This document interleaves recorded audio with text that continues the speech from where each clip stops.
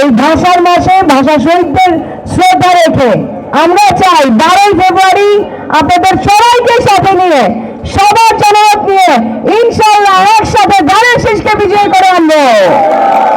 ধানের শীষ একমাত্র মার্কা যেখানে জনগণ রায় দিবে, এইটা ছাড়া আর কোনো মার্কা নাই।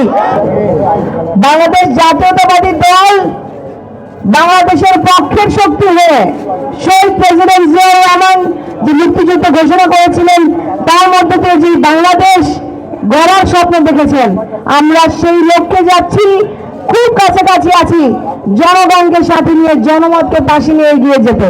ফেব্রুয়ারি মাস আপনারা জানেন ভাষা আন্দোলনের মাস, ভাষার জন্য যুদ্ধ করেছিল ফেব্রুয়ারি থেকে 71 থেকে বিগত সময়টাতে স্বৈরাচারের বিরুদ্ধে লড়েছে আমাদের জাতীয়তাবাদী দল এবং স্বৈরাচারের বিরুদ্ধে লড়ে জুলাই গণ অভ্যুত্থানের মাধ্যমে আজকে আমরা যেই রাষ্ট্র গড়ার পরিকল্পনা চিন্তা করছি, সেইখানে বাংলাদেশের হয়ে লড়েছেন শহীদ প্রেসিডেন্ট জিয়াউর রহমান, আমাদের মহামান্য দেশনেত্রী বেগম খালেদা জিয়া, যিনি আপোষ করেন নাই।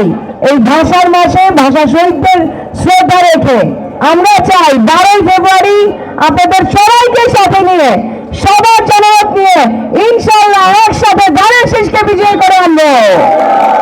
আমরা জানি বাংলাদেশের জনগণের জন্য,